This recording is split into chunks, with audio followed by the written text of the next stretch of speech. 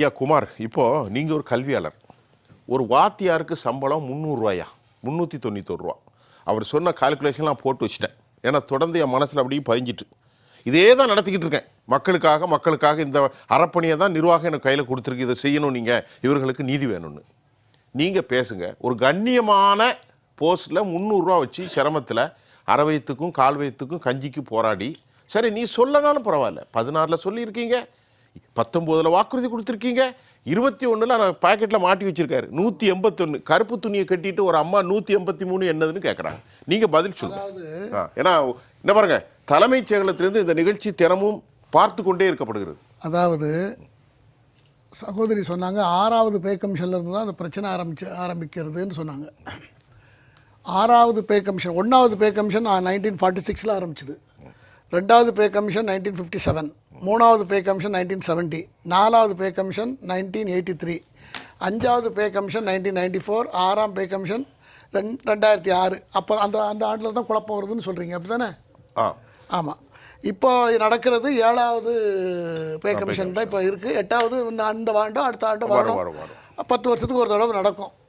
இப்போது இந்த pay commission differences வரதுக்கு முன்னால் இருந்தவங்களுக்கு, இப்போ பேங்கிலலாம் வேலை பார்க்குற பணியாளர்கள் இருக்காங்க இல்லையா, அவங்களுக்கெல்லாம் இதே இந்த ஒரு நாள் பிரச்சனை அங்கேயும் இருக்குது. ஒரு நாளைக்கு முன்னால் வந்திருந்தால் அவங்களுக்கு எனக்கு இவ்வளோ கிடச்சிருக்கும், நான் ஒரு நாள் லேட்டாக ரிட்டையர்ட் ஆகிருந்தேன்னா எனக்கு இவ்வளோ அமௌண்ட் கிடச்சிருக்கும், நான் அதில் வரல அப்படின்னு ஆயிரக்கணக்கான பேர் பேங்க் எம்ப்ளாயிலேருந்து எல்லோரும் சொல்லிகிட்டு இருக்காங்க. அரசாங்கம் ஒரு சட்டத்தை வகுக்குது. இவங்க கோரிக்கை ரொம்ப நியாயமானது. 20,000 300 வச்சு இந்த காலத்தில் குடும்பஸ்தான் நினச்சி கூட பார்க்க முடியாது. 5,200 தான் பேசிக். ஆமாம், 5,200 தான் பேசிக்கு. இது வச்சு ஒன்றும் பண்ணவே முடியாது. ஒரு நாளைக்கு 650 ரூபா இவங்களுக்கு, அப்படி தான் சொன்னால் புரியும். ஆமாம், அவருக்கு முரளி ஐயாவுக்கு ஒரு நாளைக்கு 391 ரூபா சம்பளம். ஆமாம், இதை வச்சு ஒன்றும் செய்ய முடியாது. சிவகாமி அம்மாவுக்கு 650 ரூபா சம்பளம். அரசாங்கம் அவங்களுக்கு உத்தரவு கொடுத்துருக்காங்க, உத்தரவாதம் கொடுத்துருக்காங்க, கொடுத்துட்டு அதை நிறைவேற்றலைன்னு அவங்க ஒன்றாவது தான் இருக்காங்க. இப்போ இந்த விஷயத்தை அரசாங்கத்தினுடைய நிதிநிலை அவங்க காரணம் காட்டுறதாக சொல்லப்படுது. ஆனால் அரசாங்கம் எதுக்கோ நிறைய செலவு பண்ணிக்கிட்டு இருக்காங்க. எதுக்கோ ஆடம்பரமாக செலவைக்கிறாங்கிறாங்க, அதை செய்கிறாங்க, இதை செய்கிறாங்க. தேவையில்லாத திட்டத்துக்கெல்லாம் நிறைய நிதி ஒதுக்கி செலவு செய்துக்கிட்டு இருக்காங்க. இந்த ஆசிரியர் பெருமக்கள் அவர்கள் தான் எதிர்காலத்திலோட ஒரு நல்ல குடிமகனை உருவாக்கக்கூடிய ஒரு பொறுப்பு அவங்கள்ட்ட ஒப்படைக்கப்பட்டிருக்கிறது சமூகம். அதில் ஒரு பஞ்சாயத்து பிரசிடெண்ட்டில் இருந்து ஒரு குடியரசுத் தலைவர் வரைக்கும் தேர்ந்தெடுக்கக்கூடிய வரக்கூடிய ஒரு ஒரு ஒரு ஒரு ஒரு குழந்தைய தயார் பண்ணுற ஆரம்ப காலத்தில் தயார் பண்ணுற பொறுப்பு அவங்கள்ட்ட இருக்கிறது. அப்போ அவங்களுக்கு தேவையான வசதிகள், அவங்க அட்லீஸ்ட் பெரிய மல்டி மில்லியனராக வாழ வேண்டாம், மிடில் கிளாஸாக கூட வாழ வேண்டாம், ஒரு சாதாரணமாக அவங்க குடும்பத்தை ரன் பண்ணுற அளவுக்கு, யார்ட்டையும் எதிர்பார்க்காத அளவுக்கு, யார்ட்டையும் கடன் வாங்காத அளவுக்காவது அவங்களுக்கு ஊதிய தன்னிறைவு இருக்கணும். அதை அரசாங்கம் பரிசீலிக்கணும். அரசாங்கம் பேசிட்டு சொல்லிட்டு போகிற மாதிரி இருக்கிற ஒரு சூழலை தான் அவங்களுடைய போராட்டங்கள் இங்கே 10-15 நாளாக நடந்து கொண்டு இருக்கிறது என்றதை கேட்கும் பொழுதே நமக்கு ரொம்ப கவலையாக இருக்கிறது. சகோதரர் முரளி அவர்கள் சொல்லி வைக்கிறத பார்த்தா ரொம்ப வேதனையாக இருக்கிறது. அது வச்சு இன்னும் லீவு நாள்களில் சம்பளமும் கிடையாது, மே மாதம் சம்பளம் இல்லை, ஞாயிற்றுக்கிழமையும் சம்பளம் கிடையாது. இதை வச்சு எப்படி அவங்க ஏதோ முறைப்படி வரல, ஒரு இடைநிலை ஊழியராக வந்திருக்காங்கன்னாலும் கூட குறிப்பிட்ட அரசாங்கம் இதை செய்கிறது தானே. எல்லாத்துலேயுமே ரெக்ரூட் பண்ணுவாங்க டெம்பரவரியாக. அப்புறம் குறிப்பிட்ட காலத்துக்கு பிறகு அவங்களுக்கு பணி நியமன ஆணையை கொடுத்து உரிய சம்பளத்தை கொடுக்கறது காலகாலமாக நடந்து கொண்டு இருக்க வேண்டியது ஒன்று தான். ஆனால் ஏன் இவர்களுக்கு இப்படி செய்திருக்கிறார்கள் என்று எனக்கு புரியவில்லை. அரசாங்கத்தை பொறுத்தவரையில் கல்விக்கு நாங்கள் முக்கியத்துவம் கொடுக்கோம் அப்படின்னு சொல்கிறாங்க. இந்த சமீபத்தில் நம்ம கூட ஒரு விவாதத்தில் விவாதித்தோம். ஆதி திராவிடர் நலத்துறை வாரியத்தில் சமையல்காரர் கூட வார்டில் இருக்கிற பெண்களுக்கு சனி ஞாயிறானா வீட்டுக்கு போயிருங்க, சாப்பாடுலாம் செய்ய முடியாதுன்னு சொன்னாங்க. நம்ம விவாதம் நடத்தியிருக்கோம். ஆமாம். ஆனால் கல்விக்கு நாங்கள் தான் இந்தியாவிலே முதல் மாநிலம் என்று சொல்லுகிறார்கள். ஆனால் கல்வி சம்பந்தப்பட்ட பணிகள் எல்லாம் இப்படி பாதிக்கப்படும் பொழுது ரொம்ப வேதனையாக இருக்கிறது. அரசாங்கம் அவர்களுடைய உண்மையான நியாயமான வேறு வழியின்றி அவர்கள் இத்தனை நாள் இந்த பனிக்காலத்தில் இந்த குளிர் காலத்தில் அவங்க போராடி கொண்டு இருக்கிறார்கள் என்றால் நீங்கள் அவர்களிடம் கலந்து பேசி உட்கார்ந்து பேசி அவர்களை அழைத்து பேசி அவர்களுக்கு உரிய நிவாரணத்தை வழங்க வேண்டும் என்பதுதான் என்னுடைய ஐயா, அரசிடம் நான் வைக்க வேண்டிய கோரிக்கை. இந்த இவர்களுக்கு உள்ள கதை நான் பேசிட்டு இருக்கும்போதே கால்குலேட் பண்ணிட்டேன். இவங்க 16,000 12,000 பேர் இப்போ மாதம் வேலை பார்க்குறாங்க. இப்போ இவங்களுக்கு சம்பளம் கரெக்டாக அந்த கஷ்டப்பட்டவங்களை பெர்மனெண்ட் ஆக்கி நல்ல சம்பளம் கொடுத்தா அரசுக்கு எவ்வளோ செலவு வருது தெரியுமா? மாதத்துக்கு 18 கோடி தான். ஆமாம், வெறும் 18 கோடி. ஆமாம்.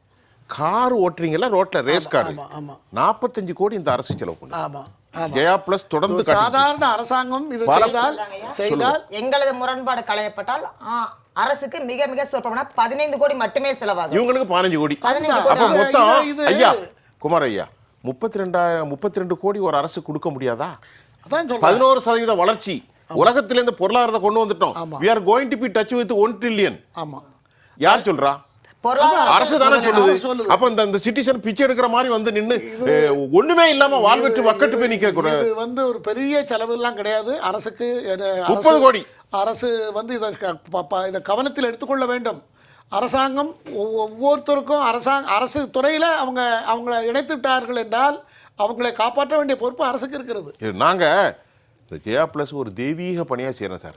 கண்டிப்பா. என்னால முடிஞ்ச எக்ஸ்பர்ட் எங்க நிர்வாகத்துக்கு கொடுத்த கண்டிப்பா. பெர்மிஷன்ல இந்த சகோதரி தூய்மை பணியாளர்கள், மருத்துவர்கள், செவிலியர்கள், இடைநிலை ஆசிரியர்கள், SSTI இவங்க வந்திருக்காங்களே, பகுதி நேர ஆசிரியர்கள், எல்லோருக்குமான குரல். நேத்து வருவாய்த்துறை, அப்புறமா சத்துணவு பணியாளர்கள், இதே நிலைமை அங்கன்வாடி, தூய்மை பணியாளர்கள், போக்குவரத்து துறை எல்லாருக்கும் ஒரு இறையியல் அடிப்படையா போராடிட்டு கண்டிப்பா, இருக்கோம். அந்த கண்டிப்பா. நம்ம இதை பேசுவோம்.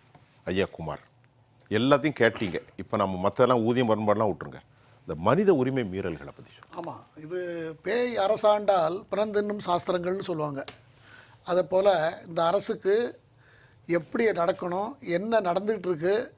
கடந்த காலத்தில் ஜெயலலிதா அம்மையாராக இருக்கட்டும், திரு MGR அவர்களாக இருக்கட்டும், கலைஞர் கூட நடக்கிறது அன்னைக்கு என்ன நடந்திருக்கு, நெட் ரிசல்ட்டு அன்னைக்கு சாயங்காலமே என்ன நடந்திருக்கு இன்றைக்கி அப்படிங்கிறத பார்த்துருவாங்க, கண்டுபிடிச்சிருவாங்க. அந்த மாதிரி ஆட்சி நடத்தியிருக்காங்க. இப்போ இருக்கிற முதலமைச்சருக்கு இது எவ்வளோ பெரிய சீரியஸான மேட்டர். இவ்வளவு தூரம் இவங்களை இல்ட்ரேட் பண்ணுறதுக்கு என்ன இருக்குது? போலீஸை வந்து மகளிர் போலீஸ் போட்டு மகளிரே அடிக்கிறதுக்கு தான் போட்டிருக்கா போலீஸை? இதுக்கு தான் ஜெயலலிதா அம்மா ரெக்ரூட் பண்ணாங்களா? என்ன அநியாயமாக இருக்குது. இப்போ ஜெகதீஸ்வரன் சொன்னது இதெல்லாம் பார்க்கும்போது கேட்கும்போது ரொம்ப கஷ்டமாக தான் இருக்கிறது. இப்போ ஒரு அரசாங்கத்துக்கு 30 கோடி ரூபா 32 கோடி ரூபா பெரிய ஒரு தொகையா? ஒன்றும் கிடையாது, ஒன்றுமே கிடையாது. ஒரு மாதத்துக்கு 70,000 கோடி ரூபா ஒயின் ஷாப்பில் வருமானம் வந்துக்கிட்டு இருக்கு. உங்களுக்கு இதெல்லாம் பெரிய கஷ்டமா? இதை ஏன் செய்யக்கூடாது? இதை ஏன் ஒரு சீரியஸ் மேட்டரை நீங்கள் எடுக்கலை? அவங்கள ஏன் இப்படி நீங்கள் அலக்களிக்கணும்? அவங்க குடும்பத்தோடு வந்து குழந்தை குட்டிகளோடு வந்து ஒவ்வொரு இடமா தங்களுடைய கோரிக்கையை மக்கள் மத்தியிலையும் மக்கள் முன்னால் மக்களாக அரசுக்கு கவனத்தை கொண்டு செல்வதற்காக இந்த போராட்டத்தை நடத்துகிறார்கள். அவர்களுக்கு நீங்கள் வந்து உட்கார்ந்து பொறுப்பானவங்க வந்து உட்கார்ந்து பேசி அதில் என்ன உங்களுக்கு என்ன பிரச்சனை இருக்குங்கிறத சொல்லி அது என்னென்ன செய்ய முடியுங்கிறத எதெல்லாம் பாசிட்டிவாக இருக்கோ அதெல்லாம் சொல்லி அவங்கள தயார் பண்ணி நீங்கள் ஒரு இது எடுக்க வேண்டாமா? தேர்தல் நேரத்தில் ஓட்டுக்கு பணம் கொடுக்கறதுக்கு அலையிறீங்களே. நான் எல்லா அரசியல்வாதிகளுக்கும் தான் நான் சொல்கிறேன். அதாவது தேர்தல் நேரங்களில் என்ன வாக்குக்கு பணம் கொடுக்கறதுக்கு இந்த காஞ்ச எலும்புக்கு அலையும்ல ஜீவன், அதை போல் அலையிறாங்க. எங்கேயாவது பணத்தை கொடுத்து எப்படியாவது ஓட்டை வாங்கிடணும்னு அலையிறாங்களே தவிர மக்களுடைய குறைகளை உங்களுக்கு சேவை பண்ணுறது தான் அரசியல் கட்சி. இன்னொரு விஷயம் தெரியுமா? ஜெகதீஸ்வரன் சொன்னார் பத்திலா, இந்த மாதிரி ஏழை மக்கள் ரொம்ப குறைஞ்ச செக்டோரியல் பீப்புளுக்கு ரூபா கொடுத்தா என்ன கிடைக்கும்?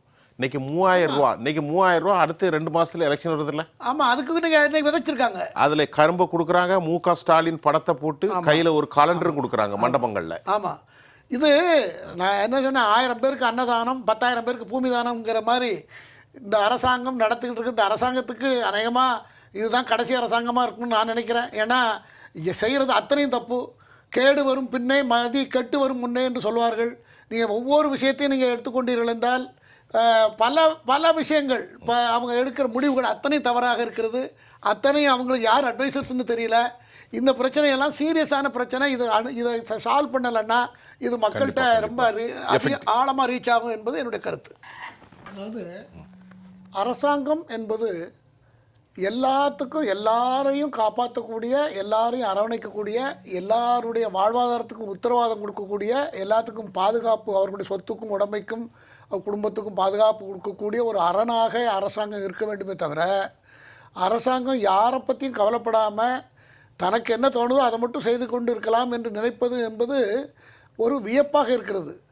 இவர்கள் வந்து இந்த மாதிரி கிட்டத்தட்ட ஒரு 17,000, அதிகபட்சமாக ஒரு 17,000 ஆசிரியர்கள் தான் இதில் அவங்களுக்கு மாதம் வந்து வருஷத்துக்கு எவ்வளோ 300 கோடி அவ்வளோதான். இல்லை 18 கோடி தான் வருது ஆண்டுக்கு. மாதம் 2 செக்ஷனை சேர்ந்தாலே 350 கோடிக்கு மேலே வராது. 350 கோடி தான், அதான் சொல்கிறேன். 300-350 கோடிக்கு மேலே வராது. இது 2 பேரும் சேர்ந்தாலே இதில் இத்தனை 17,000 ஆசிரியர் பெருமக்கள் இருக்கிறார்களே, அவர்கள் எப்படி இந்த வேலையில் ஈடுபட்டு விட்டு அவர்கள் வேறு என்ன வருமானம் வரும்? அவங்களுக்கெல்லாம் குடும்பம் இருக்கத்தானே செய்கிறது. ஆகவே அதை மட்டும் நீங்கள் கருணை உள்ளத்தோடு பரிசீலிக்கணுமே தவிர, அதை வந்து அதில் ரிஷி மூலம் நதி மூலம் பார்க்கறது பிரயோஜனம் இல்லை. ஒரு நல்ல அரசாங்கம் என்பது அவர்களை அழைத்து பேசி அவர்களுக்கு வேண்டிய கருணை உள்ளத்தோடு நடந்து கொள்ள வேண்டும். அவர்கள் உண்ணாவிரதம் அவர்கள் சொல்வதை கேட்பதற்கு மிகவும் கவலையாக இருக்கிறது, வருத்தமாக இருக்கிறது. இப்போ இன்றைக்கி இந்த ஜெயா ப்ளஸில் இந்த விவாதம் நடந்து கொண்டு இருக்கிறது என்றால் உலகம் மூணா இருக்கிற தமிழர்கள் எல்லோரும் கேட்டுக்கொண்டு தான் இருப்பார்கள். ஆக அரசாங்கத்தின் மேலே என்ன ஒப்பீனியன் வரும் அவங்களுக்கு? ஆகையினால உடனடியாக அந்த போராட்டக்காரர்களை அழைத்து பேசி தலைமைச் செயலாளர் அளவிலோ அல்லது அமைச்சர்கள் அளவிலோ அல்லது முதலமைச்சரோ தலையிட்டு அவர்களை அழைத்து பேசி அவர்களுக்கு ஏதோ ஒரு பரிகாரத்தை செய்ய வேண்டும் என்று மிக தாழ்மையோடு உங்களை கேட்டுக்கொள்கிறோம். அரசாங்கத்தை நான் ஒரு அப்பீலாக வைக்கிறேன்.